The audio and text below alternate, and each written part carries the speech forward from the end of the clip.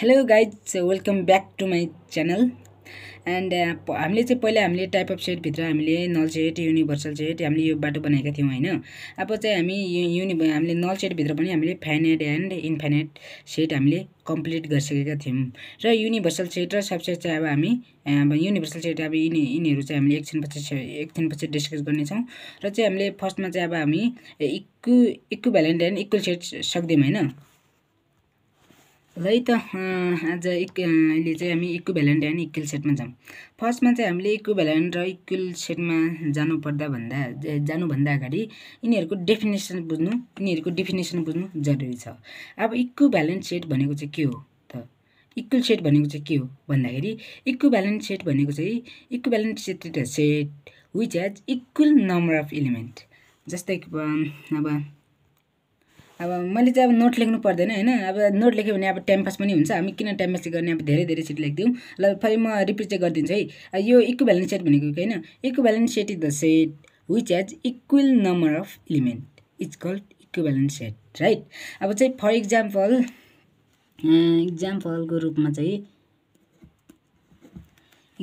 रूपमा there is one set A बराबर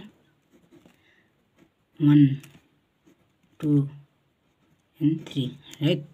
And b बराबर a b and c हो। यो चाहिँ भयो हाम्रो एउटा इक्जाम्पल, राइट। अब सेट ए मा चाहिँ कतिवटा नम्बर अफ एलिमेन्ट छन् भन्दाखेरि सेट ए मा चाहिँ देयर आर कतिवटा नम्बर अफ एलिमेन्ट छन् भन्दाखेरि 1 2 3 there are 3 number of element. अब बी मा चाहिँ कतिवटा छन् भन्दाखेरि बी मा चाहिँ 1 2 3 there are 3 this is called. अब यो चाहिँ भयो हैन। अब चाहिँ भयो यहाँ चाहिँ एलिमेन्ट यो चाहिँ इक्विभ्यालेन्ट सेट भयो हैन। इक्विभ्यालेन्ट सेट भनेको थियो हामीले इक्वल नम्बर अफ एलिमेन्ट कसलाई भन्छ भन्दाखेरि एलिमेन्ट यो कोष्ठ भित्र भएका एलिमेन्ट कतिवटा नम्बर छन् त भन्दाखेरि 1 2 3 सम्म छ हैन। यो पनि 1 2 3 सम्म छ। अब चाहिँ यो भयो हामीले इक्वल भनेको थियो हैन। अब इक्वल भयो नि त यो 1 2 3 यहाँ पनि 3 1 2 3 यहाँ पनि 3 भयो। त्यसैले हामीले यसले इक्विभ्यालेन्ट सेट भन्छौं हैन। ल फर एक्जाम्पल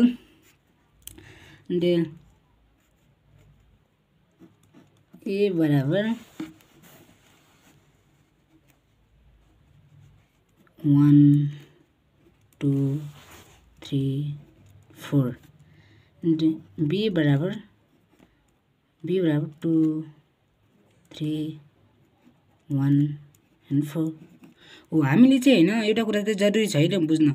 अब चाहिँ हामीले जस्तै यहाँ 1 2 3 4 लगातारले हामीले ट्याक्क लेखेका छौं हैन। अब चाहिँ हामीले बी मा चाहिँ हामीले यताउता गरेर मिलेको छु। यो चाहिँ के भने यताउता हुनु भनेको चाहिँ के हैन, हामीले चाहिँ भित्र सेम नम्बर अफ हामीले इक्वल हेर्नु छ नि त हैन। त्यसैले हामीले इक्वल मात्र हेर्ने हो के। यहाँ के छ 1 2 3 4 हैन, 1 2 3 4। अब यहाँनिर हैन, अब हामीले यहाँले लेटरहरु भए पनि हुन्थ्यो। जस्तै अब यहाँनिर ए बी सी डी भए पनि हुन्थ्यो हैन। हामीले चाहिँ हामी सेम हेर्ने हैन के। यहाँ सेम हेर्ने हैन, हामीले इक्वल हेर्ने हो। इक्वल अब कतिवटा छन् त इक्वल भन्दाखेरि हामीले सेम हेर्ने हैन। सेम हेर्दाखेरि चाहिँ यहाँ 1 छ, यहाँ 2 छ, यहाँ 2 छ, यहाँ 3 छ, यसरी त भएन। अब यहाँ हामीले इक्वल हेर्ने हो, कतिवटा इक्वल छन्। अब जम्मा चाहिँ कति ए र बी मा इक्वल छन् कि छैन भन्ने कुरा बुझ्ने हो के हामीले यहाँमा। अब यहाँमा चाहिँ नम्बर अफ अब हामीले सर्टकटमा लेख्दाखेरि चाहिँ नम्बर अफ एलिमेन्ट यो यसरी यो भनेको चाहिँ अब नम्बर अफ एलिमेन्ट हो के। यहाँ चाहिँ कति छ भन्दाखेरि 4 छ हैन। नम्बर अफ यो भनेको चाहिँ number of element in set ए हो के यो भन्नु खोजे। अनि यहाँमा चाहिँ बी मा चाहिँ कतिवटा छ भन्दाखेरि बी मा पनि 4 वटा नै छ। त्यही भएर यसलाई हामीले इक्विभ्यालेन्ट सेट भन्छौं। अब यो हाम्रो बुकमा पनि छ। जस्तै हेरौँ है, हाम्रो बुकमा पनि यस्तै छ हैन। यहाँ दिएको छ हैन। अब यहाँ इक्विभ्यालेन्ट एन्ड इक्वल सेट दिएको छ। यहाँ यसरी हामीले तपाईहरु बुझ्न पनि सक्नुहुन्छ तिमी। यहाँ यस्तै दिएको छ हैन। एन्ड हामीले जस्तै कि अब इक्विभ्यालेन्ट सेटले चाहिँ हामीले यसरी पनि जनाउँछौं के। जस्तै अब यो छ नि त ए र बी। जस्तै हामीले भन्नु पर्यो ए र बी इक्विभ्यालेन्ट छन्। ए र बी इक्विभ्यालेन्ट छन् भन्ने कसरी बुझ्ने त भन्दाखेरि योको चिन्ह के हो भन्दाखेरि यसले चाहिँ हामीले यसरी बुझ्छौं। यो भनेको चाहिँ यदि एक्जाममा आइहाल्यो भने पनि यसरी यो चाहिँ कुन हो भन्दाखेरि हामीले इक्विभ्यालेन्ट सेट भन्नु पर्यो। अब यो इक्विभ्यालेन्ट सेटमा चाहिँ हामीले चाहिँ बुझ्ने भनेको के हो भन्दाखेरि अब नम्बर अफ एलिमेन्ट चाहिँ अब इक्वल छन् कि छैनन् भन्ने मात्र बुझ्ने हो के यहाँमा। अब हामी अर्कोमा अब चाहिँ यसले कसरी भन्ने प्रोसेसहरु बुझ्छौं एकछिन पछि। हो अब चाहिँ जब हामी हैन equal set right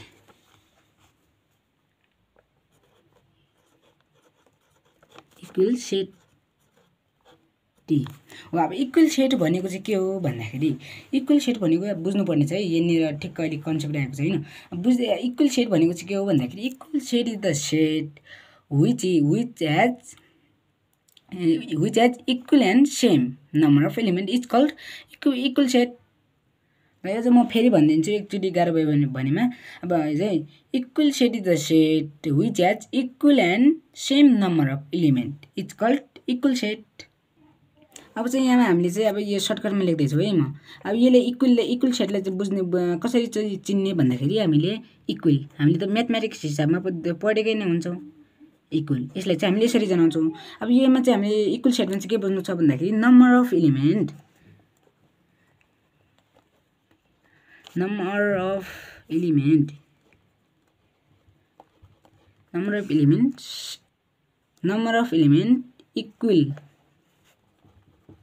equal and same हो हामीले चाहिँ यो दुईवटा कुरालाई मात्र फोकस गर्नु छ इन दुईवटा कुरा के इन दुईवटा कुरा चाहिँ हुनै पर्छ के यहाँ हामीले चाहिँ हामी इक्विभ्यालेन्टमा के पढेका छौं एज यु नो अलरेडी हैन तपाईहरुलाई अगाडि तिमीलाई अगाडि नै थाहा छ हामीले अगाडिमा इक्विभ्यालेन्ट सेटमा के पढेका थियौं इक्विभ्यालेन्टमा सेट चाहिँ हामीले इक्वल मात्र भनेको थियौं यहाँ इक्वल नम्बर अफ एलिमेन्ट मात्र भनेको थियौं हैन यहाँमा चाहिँ हामीले इक्वल एन्ड सेम यहाँमा सेम नम्बर सेम थप्यो है म फेरि पनि भन्दै छु अब equivalent set is the set which has equal number of element है अब यहाँमा चाहिँ के फरक छ भन्दाखेरि इक्वल सेटमा के फरक छ भन्दाखेरि equal set is the set which has equal and same number of element for example अनि बुझ्यो नि फरक अब चाहिँ म यहाँ चाहिँ हामी दिउँ अब सेम र इक्वल एन्ड सेम भने चाहिँ फर एक्जाम्पलको हिसाबमा हेर्दाखेरि जस्तै कि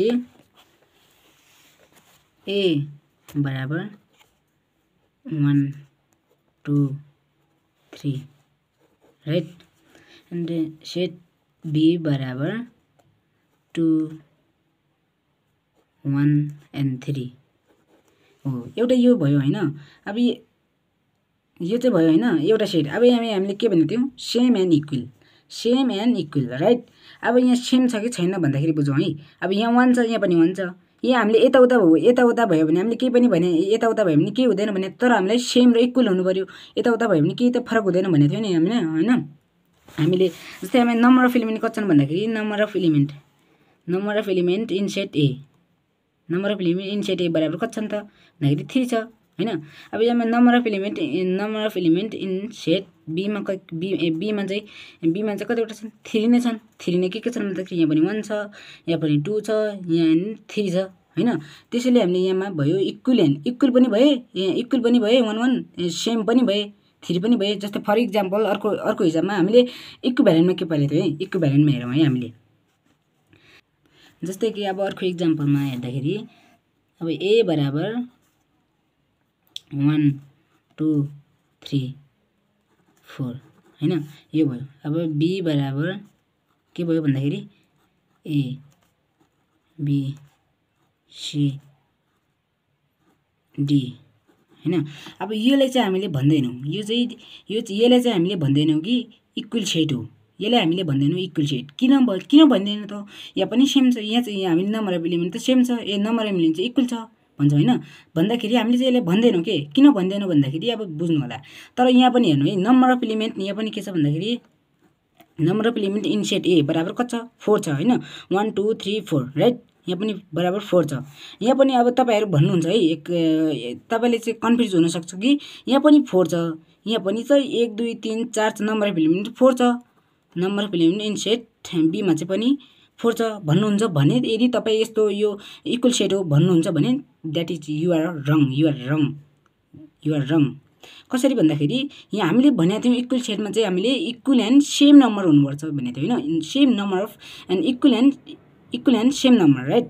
यहाँ चाहिँ सेम छैन होइन, इक्वल मात्र छ। तर इक्वल मात्र भएर त हामीलाई भएन, हामीलाई सेम पनि चाहियो। सेम चाहिनलाई के चाहियो भन्दाखेरि अब यहाँ हामीले एबिसीको ठाउँमा हामीले 1 यस्तो भइदिएको भए हुन्थ्यो।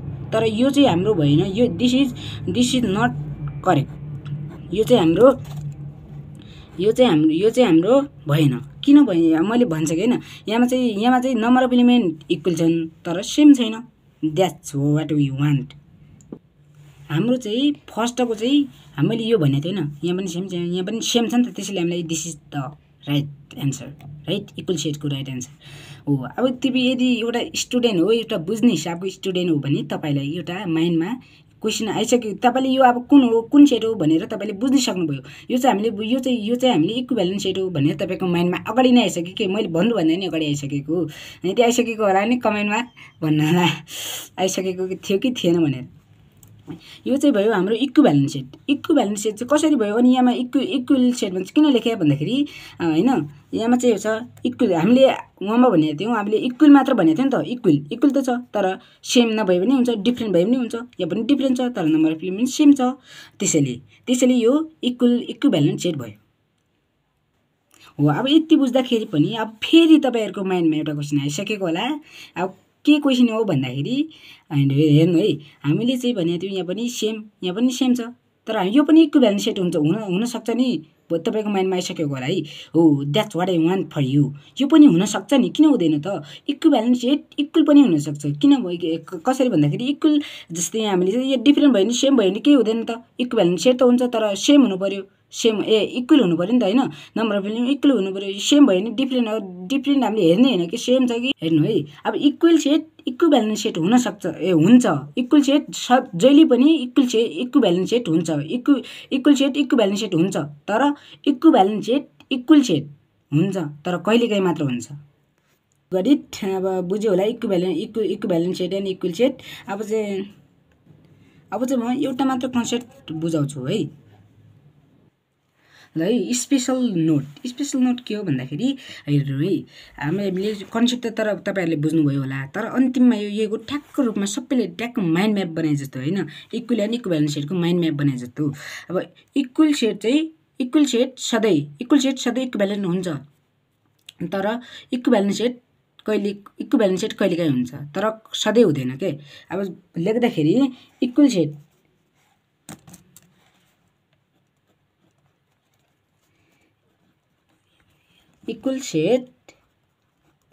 सेट सधैँ के हुन्छ भनेको थियौँ, इक्विभ्यालेन्ट सेट। म नेपालीमा लेख्छु है, तपाईँहरूले बुझ्न सजिलो हुन्छ। इक्वल सेट सधैँ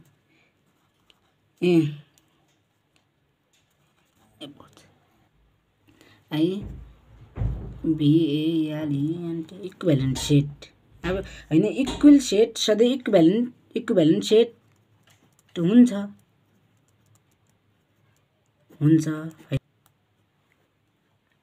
अब सेकेन्डमा भन्दाखेरि अब तर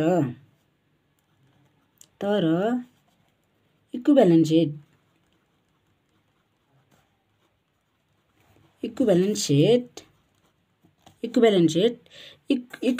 सधैँ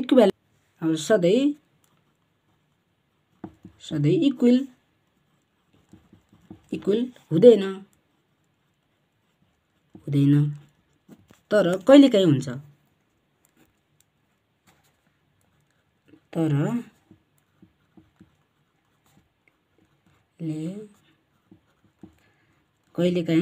हुन्छ। यो बुझ है, यो बुझ कसरी भनिरहेको छु म भन्दाखेरि। तर मेरो अक्षर चाहिँ अलि राम्रो छैन अनि बुझ्न अलिक गाह्रो भयो होला। फेरि रिपिट गरिदिन्छु होइन। यहाँ के लेख्यो भन्दाखेरि इक्वल सेट सधैँ इक्विभ्यालेन्ट सेट हुन्छ। अब इक्वल सेट यो इक्वल सेट चाहिँ सधैँ इक्विभ्यालेन्ट, अगाडि पढ्थ्यो नि हामीले, इक्विभ्यालेन्ट सेट चाहिँ इक्वल सेट सधैँ इक्विभ्यालेन्ट सेट हुन्छ होइन। तर इक्विभ्यालेन्ट सेट सधैँ इक्वल हुँदैन तर चाहिँ कहिलेकाहीँ हुन्छ अरे होइन। कहिलेकाहीँ कसरी हुन्छ भन्दाखेरि ल हेरौँ है। इक्वल सेट हामीले भनेको थियौँ इक्वल सेट सधैँ इक्विभ्यालेन्ट सेट हुन्छ भन्नुको अर्थ कि यहीँनिर इक्जाम्पल छ है, यहाँनिर छ कि यहाँमा चाहिँ नम्बर अफ एलिमेन्ट 3 छ, यहाँ पनि नम्बर हामीले इक्विभ्यालेन्ट सेटमा चाहिँ हामीले इक्विभ्यालेन्ट सेटमा चाहिँ इक्वल मात्र हुनुपर्छ भनेको छ। हामीले चाहिँ इक्वल छ, त्यसैले हामीले यसलाई इक्विभ्यालेन्ट सेट पनि भन्न मिल्यो। यहाँनिर चाहिँ इक्जाम्पल तर इक्विभ्यालेन्ट सेट सधैँ इक्वल हुँदैन, तर कहिलेकाहीँ हुन्छ। अब कहिलेकाहीँ हुन्छ भन्दाखेरि कसरी हुन्छ भन्दाखेरि ल हेरौँ बुझौँ। हामीले भनेको थियौँ हामीले इक्विभ्यालेन्ट सेटमा हामीले पहिला 2 नम्बर इक्जाम्पलमा चाहिँ हेर्नु है, यो चाहिँ हामीले कहिलेकाहीँ सधैँ कहिलेकाहीँ हुन्छ भनेको थियो होइन, कहिलेकाहीँ हुन्छ भनेको थियो होइन। यहाँ चाहिँ नम्बर अफ एलिमेन्ट कति छ 4 छ, यहाँ पनि नम्बर अफ एलिमेन्ट 4 छ, यहाँ पनि सेम छ। कसरी भन्दाखेरि यहाँ पनि 1 2 3 4 छ, यहाँ पनि 1 2 3 4 छ, हो यहाँ पनि 3 4 छ, यहाँ पनि 3 4 छ होइन। अब यस्तो अवस्थामा चाहिँ हामीले कहिलेकाहीँ हुन्छ भनेको थियो होइन, कहिलेकाहीँ हुन्छ भनेको इक्विभ्यालेन्ट सेट पनि इक्वल सेट हुन्छ, तर कहिलेकाहीँ भनेको थियो। हो यो इक्जाम्पलले प्रष्ट हुन्छ हो है। अब यो चाहिँ भएन, यो चाहिँ किन भएन भन्दाखेरि यहाँ चाहिँ हामीले इक्वल मात्र छ तर सेम छैन, त्यो चाहिँ भएन इक्वल सेट। तर कहिले तर हुँदैन भनेको थियो नि त। अब भन्दाखेरि इक्विभ्यालेन्ट सेट चाहिँ सधैँ इक्वल हुँदैन भन्नुको मतलब यसले चाहिँ हामीले प्रष्ट बुझायो यसले चाहिँ। And that's all for today guys.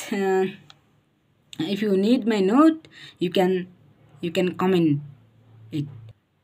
And guys, I will keep learning, keep growing, keep shining, and remember your greatness is